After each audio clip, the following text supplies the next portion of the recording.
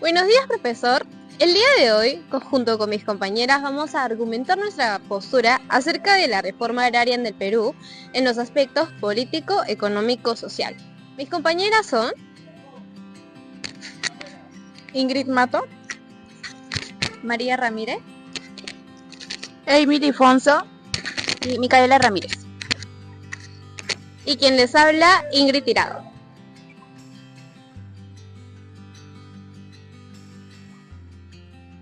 La reforma agraria en el Perú, proclamada el 24 de junio de 1969 durante el gobierno del general Juan Velasco Alvarado, marcó un punto de inflexión en la historia del Perú. Este proceso tuvo como objetivo transformar profundamente la estructura de tenencias de la tierra, que hasta entonces estaba altamente concentrada en las manos de una minoría terrateniente, mientras millones de campesinos vivían en condiciones de servidumbre y pobreza, bajo el lema "La tierra es para quien la trabaja".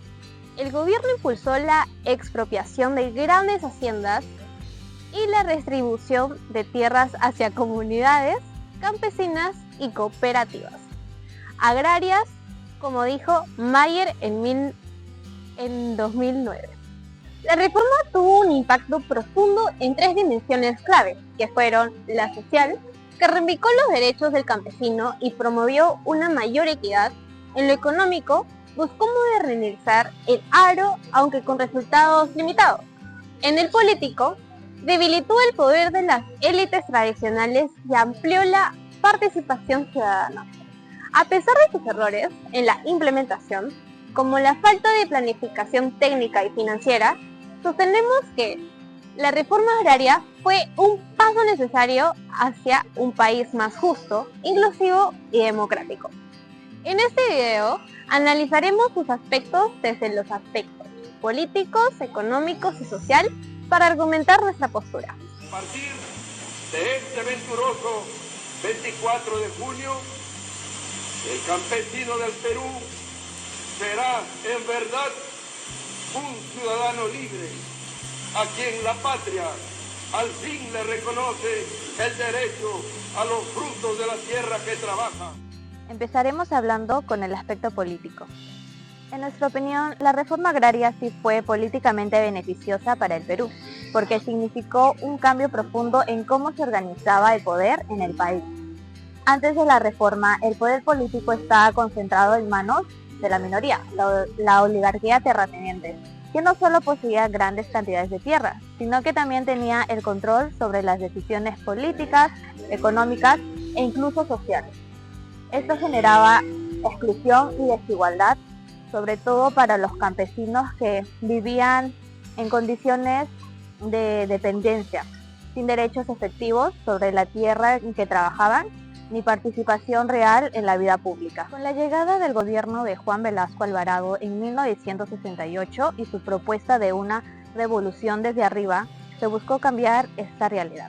La expropiación de tierras a grandes hacendados debilitó la base del poder de la oligarquía, rompiendo una estructura histórica injusta.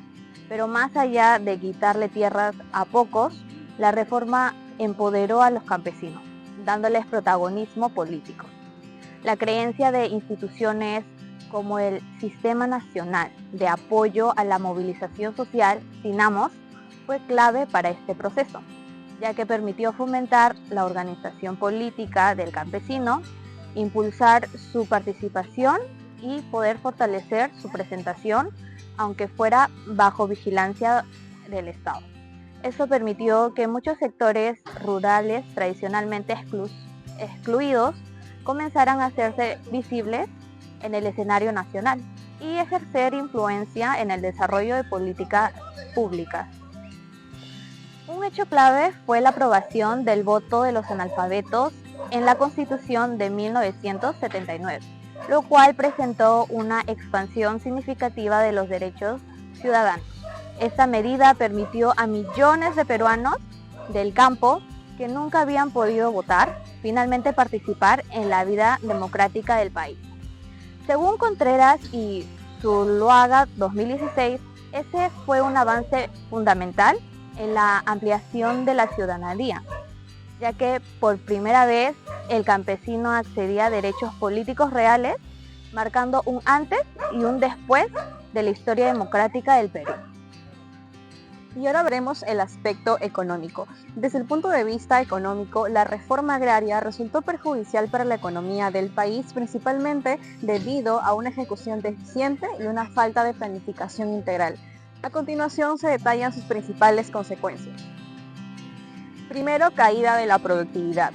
En 1970 y 1980, la productividad agrícola en el Perú disminuyó en aproximadamente un 17%. Esto debido a que los nuevos propietarios, es decir, los campesinos, no contaban con experiencia técnica ni apoyo financiero para mantener los niveles de producción de las antiguas haciendas. Como señala Richard Webb en el 2005, la productividad del agro cayó a niveles no vistos en décadas y los intentos por mantener la producción sin planificación fracasaron estrepitosamente. Segundo, fracaso de las cooperativas del CAP y del SAIS. Las tierras expropiadas fueron organizadas en cooperativas que agrupaban miles de personas. La mayoría de sus líderes, que de hecho eran militares, no contaban con experiencia en agricultura, ya que en su momento hubo una alta dependencia del Estado. Al retirarse los subsidios gubernamentales, el modelo colapsó. No lograron ser eficientes y terminaron fracasando. Por otro lado, tenemos a la pérdida de la competitividad. El Perú era un importante exportador de productos como el azúcar, el algodón y el café. Con la desintegración de las haciendas también desaparecieron los ingenios, las plantas de procesamiento y los canales de exportación. Esto rompió las cadenas de valor agrícola, reduciendo tanto la calidad como el volumen de la producción.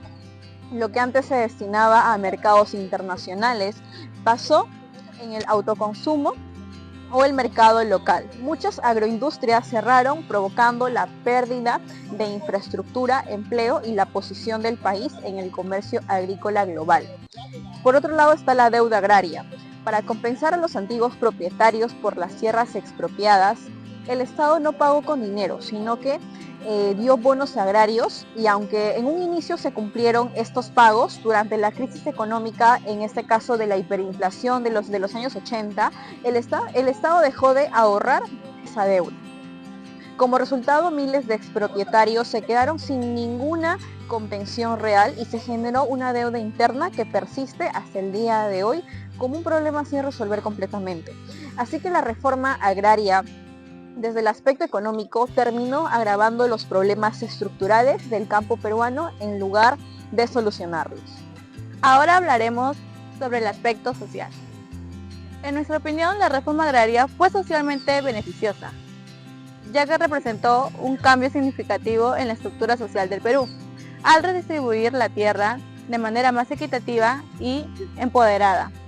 Las comunidades campesinas, antes de la reforma, la mayoría de los campesinos trabajaban en condiciones precarias, sin derecho sobre la tierra en la que ellos mismos cultivaban, la cual reforzaba su inclusión social y económica. Otro impacto relevante fue la disminución de la desigualdad social al repartir las tierras entre los campesinos. Se debilitó el control que ejercía una pequeña élite de grandes propietarios sobre extensas zonas rurales, y esto permitió una distribución más equitativa de los recursos y favoreció una mayor cohesión social. Como señala el sociólogo José Matos Mar y el investigador José Manuel Mejía en su estudio sobre la reforma agraria, publicado por el Instituto de Estudios Peruanos Matos Mar y Mejía, 1980, la redistribución de la tierra contribuyó a reducir la concentración de poder y promovió una sociedad más justa, fomentando una inclusión social y fortalecimiento de la democracia rural. Finalmente, la reforma agraria también mejoró la calidad de vida de muchos campesinos al darles acceso a recursos productivos y organizativos. En síntesis, llegamos a la conclusión de que la reforma agraria peruana de las décadas de 1960 y 1970 marcó un hito en la transformación social y política del país. En el ámbito social, contribuyó significativamente en la equidad al redistribuir tierras y otorgar derechos de propiedad a los campesinos, mejorando su calidad de vida y fomentando la cohesión social. Políticamente debilitó al poder de la oligarquía terrateniente e impulsó una mayor participación de sectores históricamente excluidos, fortaleciendo una ciudadanía más representativa e inclusiva. Sin embargo, en el plano económico, la reforma presentó serias complicaciones. La falta de planificación adecuada, la ineficiencia de las cooperativas y la ausencia de apoyo técnico y financiero afectaron la productividad agrícola y provocaron la pérdida de competitividad del sector. Esto demuestra que si bien la reforma logró avances sociales y políticos, no cumplió su objetivo económico, lo que subraya la necesidad de políticas agrarias más integrales y sostenibles para lograr un desarrollo rural y equitativo y eficiente. Esta fue nuestra posición ante la reforma agraria en el Perú. Muchas gracias.